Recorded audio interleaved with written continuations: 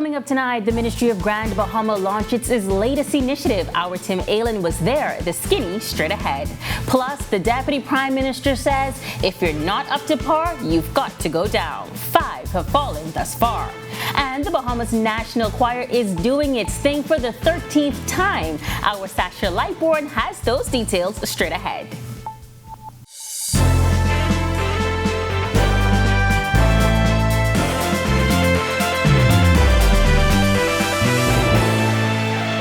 This is Our News Weekend Edition. Thank you so much for tuning in. I'm Megan Shepard.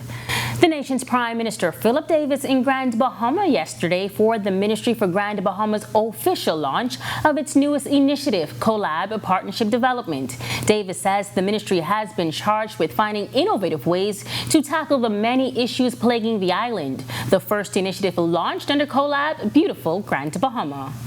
It is one of the first initiatives seeded under the Collab Initiative Unit. This program, as I've heard and as you've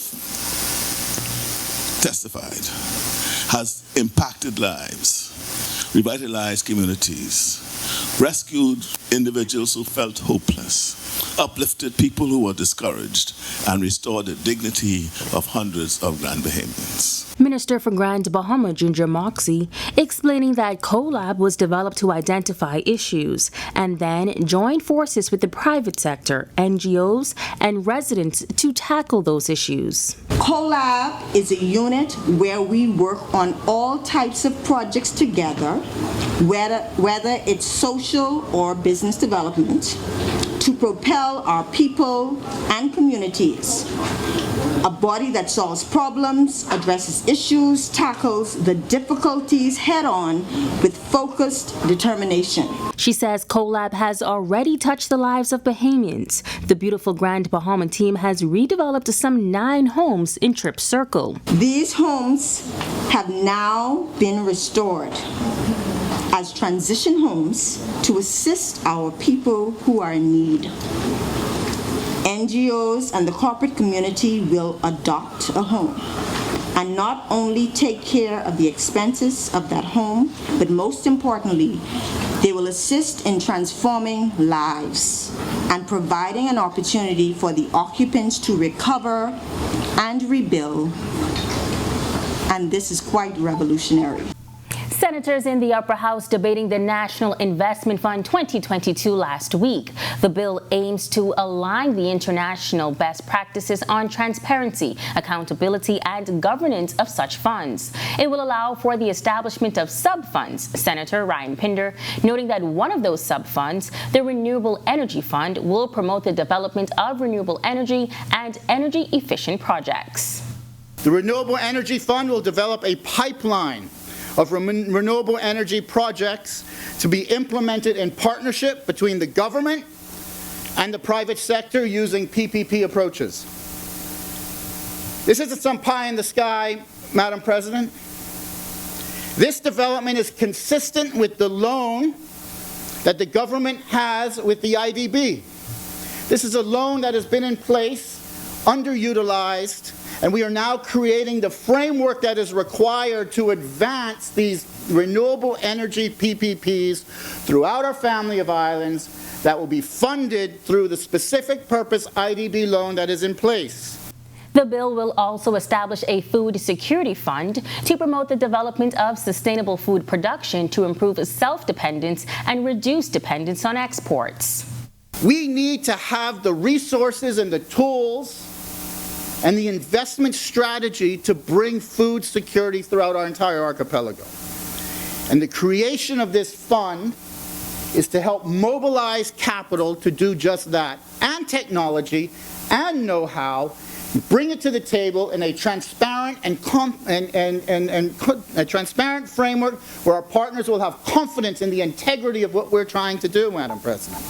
What does it take to get seen and heard from lawmakers? Is it a protest or a rant on social media? The Organization for Responsible Governance says it may be a series of even smaller steps that may lead to big change. Christina Dragovich explains. We've all seen them before. A rant on a social media page, complaints about what the government is or is not doing.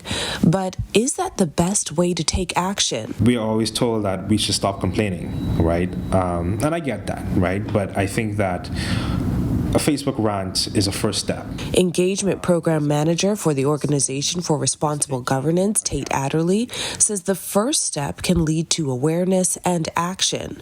But there are other ways to make a difference on a smaller scale. Org Executive Director Matt Aubrey explains. Citizen participation starts with little things. We actually even have a part of the program that's called Daily Acts of Citizenship, which can be reading an article, it can be expressing and making that comment to that article, it can be sharing it with a network that you have, it can be getting involved in doing a volunteer activity at an organization or a faith-based group that you care and are interested about. Aubrey notes it may be difficult at times to see the big picture, especially if protests are organized and carried out with little or no action from government.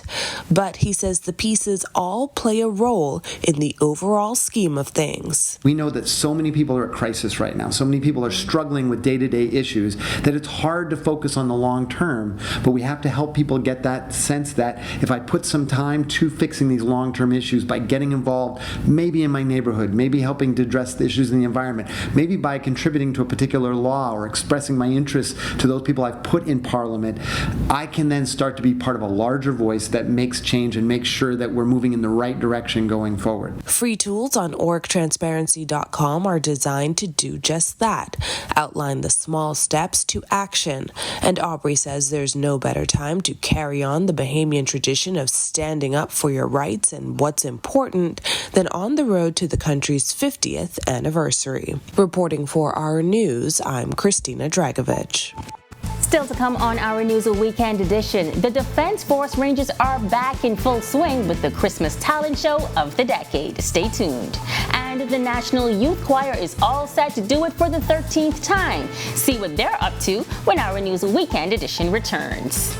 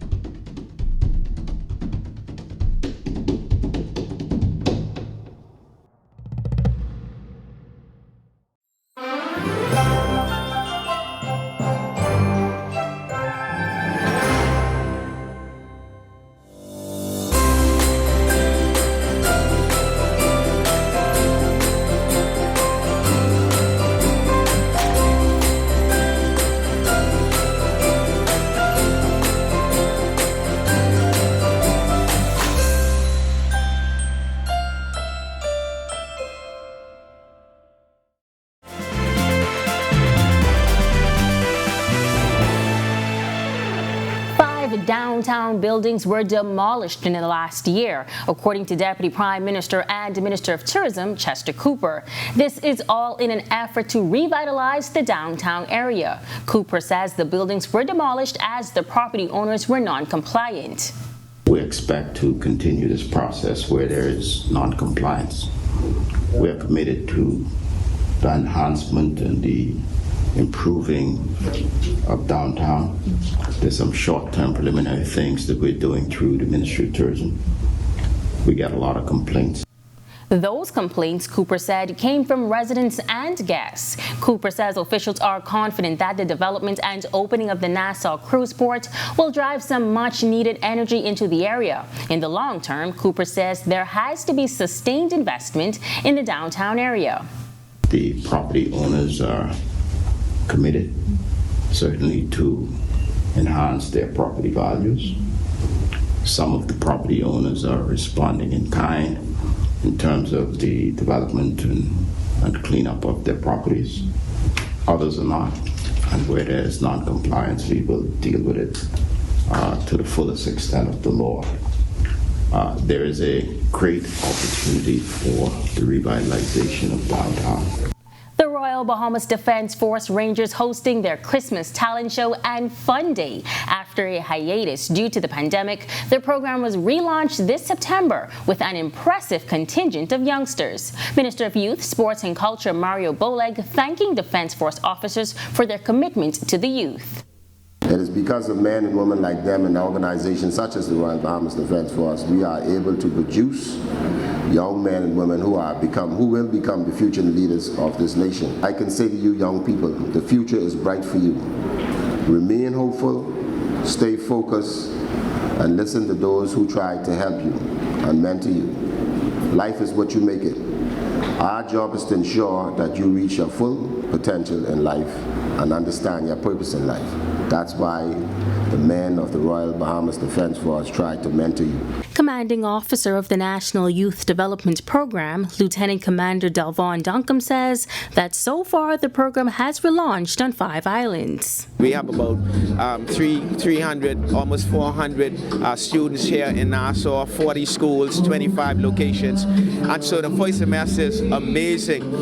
We realize that young people, they want something to do. They want an area or a program that will cause them to release their talents, show what they're good for. You know, the negativity, we try to steer them away from it and just let them be themselves in a disciplined, healthy environment. Rangers Wayne Kelly and Kendira Douglas have been a part of the program for years. They say they were excited to see the program as they believe it helps develop them into better young people. They would teach us that we cannot give up. We must continue to go forward. And it helps me in every aspect of my life because when I began to feel weak and tired, I remember I could hear the words that I'm saying, let's go forward, keep on, don't allow your body to get tired, you control yourself, you be the person to let your body know that you're in charge. It pushes you to be the best you can be. They don't settle for less. They always make you, if you achieve something great, they make you achieve something better. They always say the sky, don't aim for the sky, aim for the moon and the stars and stuff. So it really pushes you to be the best you could be. Now several Rangers had their talents on display, from singing, dancing, musical performances, and even a visit from Santa Claus. Lieutenant Commander Duncombe says it's all about camaraderie. We just want them to have fun today as they go into the holidays, and everything is a learning moment for them. So for us as instructors, this is an opportunity to teach healthy social interaction. So this is a time for us, again, to allow them to socialize, teach them interpersonal skills, look at the differences in, and the dynamics from the different communities, and just come together and just gel. The Ministry of National Security, in collaboration with the Ministries of Education, Health and Social Services, piloting a new initiative dubbed the HYPE program, geared toward the primary school students. Commanding Officer of the National Youth Development Program, Lieutenant Commander Delvon Duncombe, explains.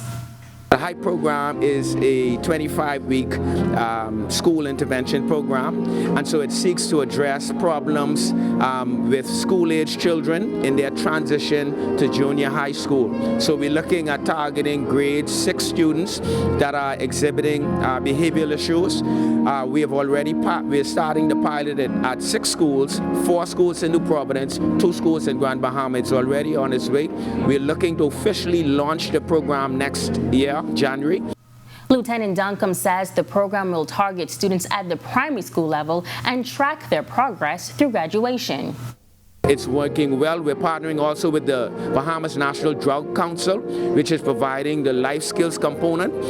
We're also partnering with education that is providing a literacy and numeracy component. So the program, the HYPE program, it's a very comprehensive program, and the beauty of this program is that we're looking to the persons in this cohort.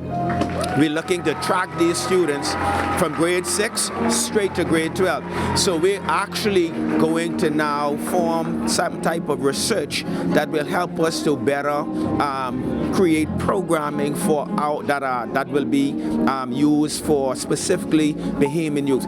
When our News Weekend edition comes back from the break, need a plan for bringing in the new year? Well, Margaritaville is waiting for your call. More on that straight ahead. No one covers the Bahamas like I won't finish that line, but we are heading to Cat Island to see who was naughty and who was nice. The details straight ahead.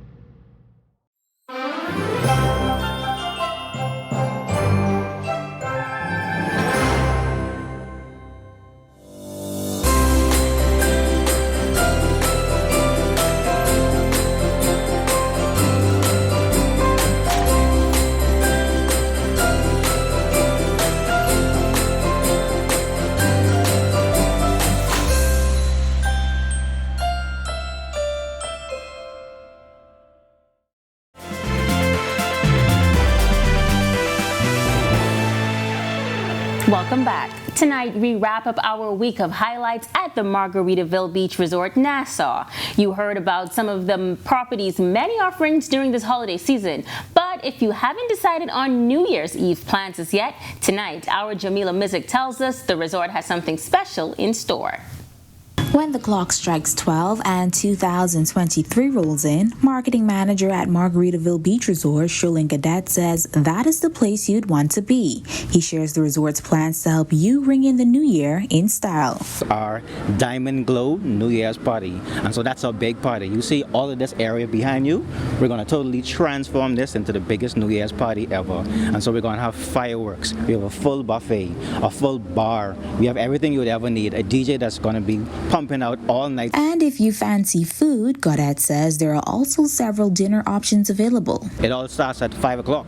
So at the JWB Steakhouse, we have our chef Lester Dean, who's going to prepare an amazing spread.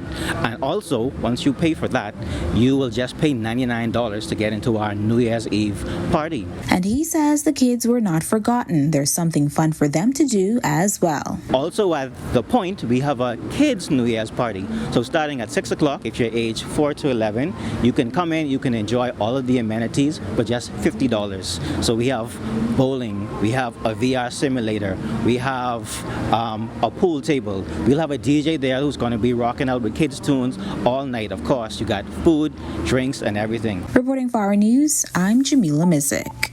Sounds exciting. Kids in Cat Island got a special treat as the gift of giving in paradise delivered on their goal to get gifts in the hands of every child on the island. Marlena Leonard has the story.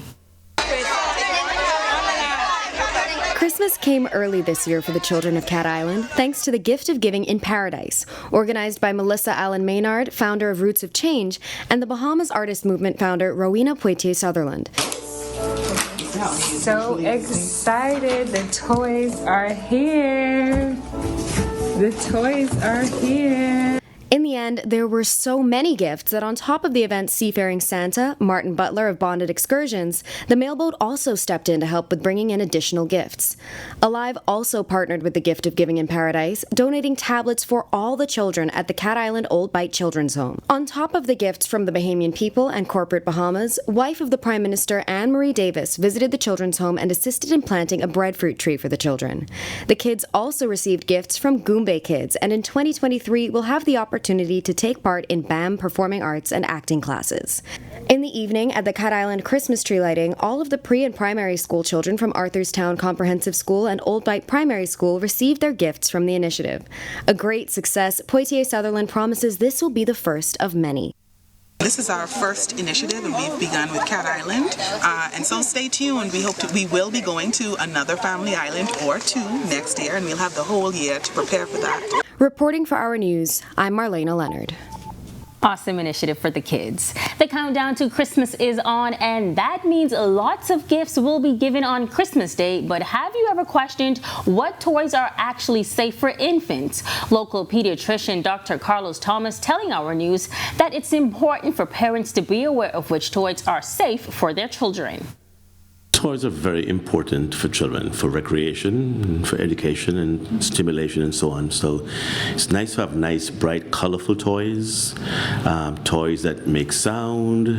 He says parents must always supervise playtime, as some toys can be choking hazards. He also spoke to the importance of everyone knowing basic CPR. Basic CPR can make the difference between life and death. If your child is choking, the first thing to do is lift your child up gently, pat on the back. Sometimes it's very obvious the thing that you're choking on, and if you can reach it clearly with your finger, of course you do a swoop. But it's very important that you do CPR. Christmas is always here, and that cool weather you asked for is on the way. The weather report right after this break. And the National Youth Choir is at it again for the 13th time to be exact. Sasha Lightbourne has the details when we return from this break.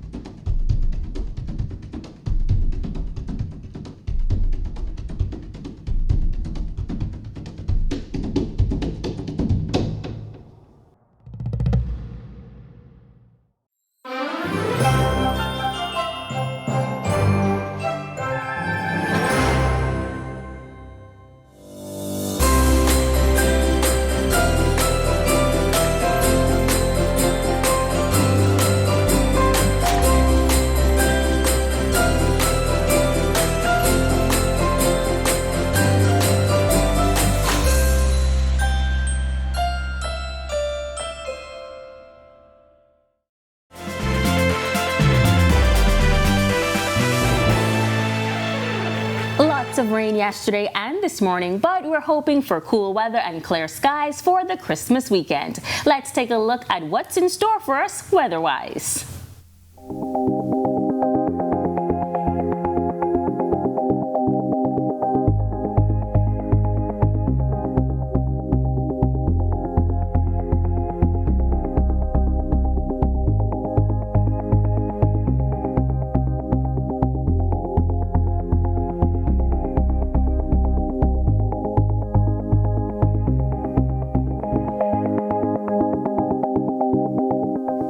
The Bahamas National Youth Choir will hold its 13th annual Christmas concert under the patronage of the Governor General. Our Sasha Lightbourne attended the final practice, and she got a sneak peek into what the concert will be like come Monday. Now you get a sneak peek too.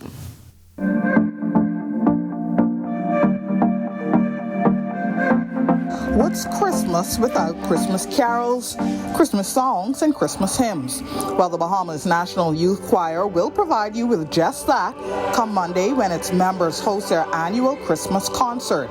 We got a sneak peek into one of their practices on Saturday as they rehearse for what is expected to be a grand night.